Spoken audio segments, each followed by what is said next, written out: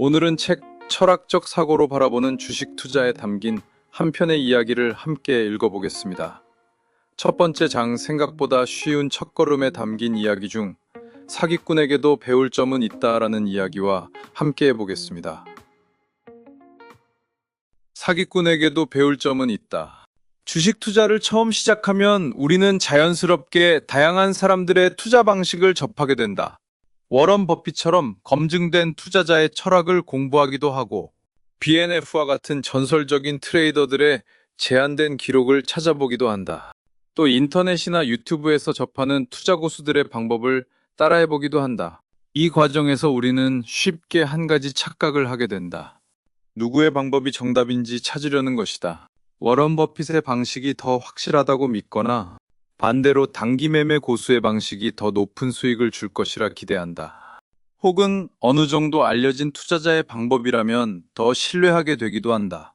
하지만 투자에는 절대적인 정답이 존재하지 않는다. 중요한 것은 누가 더 유명한가, 혹은 누가 더 높은 수익을 기록했는가가 아니다. 결국 핵심은 그 방법이 나에게 맞는 구조인가 하는 것이다. 같은 가치 투자라도 어떤 사람에게는 지루함과 손실을 견디지 못하게 만들고 다른 사람에게는 안정적인 성장의 방식이 될 수 있다. 반대로 단기 매매 역시 누군가에게는 반복 가능한 시스템이 되지만 누군가에게는 감정만 소모시키는 방식이 되기도 한다. 결국 중요한 것은 방법 자체가 아니라 그 방법이 나라는 사람의 성향과 구조에 맞는지 여부다. 유명하고 검증된 방법이라도 나와 맞지 않으면 지속될 수 없고, 반대로 완벽하지 않아 보이는 방법이라도 나에게 맞으면 충분히 의미 있는 결과를 만든다. 이 지점에서 우리는 또 하나의 역설을 마주하게 된다. 때로는 사기꾼처럼 보이는 사람의 말 속에서도 배울 점이 존재할 수 있다는 것이다.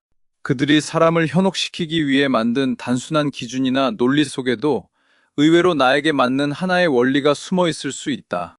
반대로 워런 버핏처럼 완벽하게 검증된 투자자의 말이라도 그것이 나의 구조와 맞지 않는다면 실제 투자에서는 아무런 힘을 발휘하지 못할 수도 있다. 그래서 중요한 것은 무엇이 정답인가를 구분하는 일이 아니라 무엇을 내 것으로 만들 수 있는가를 확인하는 것이다.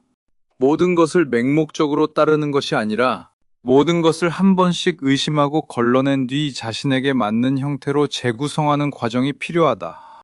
물론 아무것도 배우지 않고 스스로 모든 것을 터득할 수도 있다. 하지만 지금처럼 정보가 넘쳐나는 시대에서 완전한 독립적 학습은 현실적으로 쉽지 않다. 우리는 끊임없이 외부의 정보를 접하고 영향을 받을 수밖에 없는 환경에 놓여 있다. 그렇다면 중요한 것은 배움을 피하는 것이 아니라 배움을 어떻게 받아들이느냐이다. 어떤 정보든 평정함을 가지고 동등하게 받아들이되 그것을 그대로 믿지 않고 자신의 구조 안에서 다시 해석하는 태도. 이것이 결국 투자에서 가져야 할 태도다. 오늘 함께한 이야기가 작은 생각의 계기가 되었기를 바랍니다. 책 철학적 사고로 바라보는 주식 투자는 단순히 정답이나 특정한 투자 방법을 이야기하려는 책이 아닙니다. 투자는 결국 시장을 이해하는 동시에 자신을 이해해가는 과정일지도 모릅니다. 그러한 생각을 바탕으로 오랜 시간 시장 안에서 경험한 흔들림과 고민, 그리고 그 과정에서 마주한 생각들을 이 책에 담아내고자 했습니다. 책의 전체 내용이 궁금하시다면 고정 댓글의 링크 또는 검색을 통해 확인해 주세요. 시청해 주셔서 감사합니다.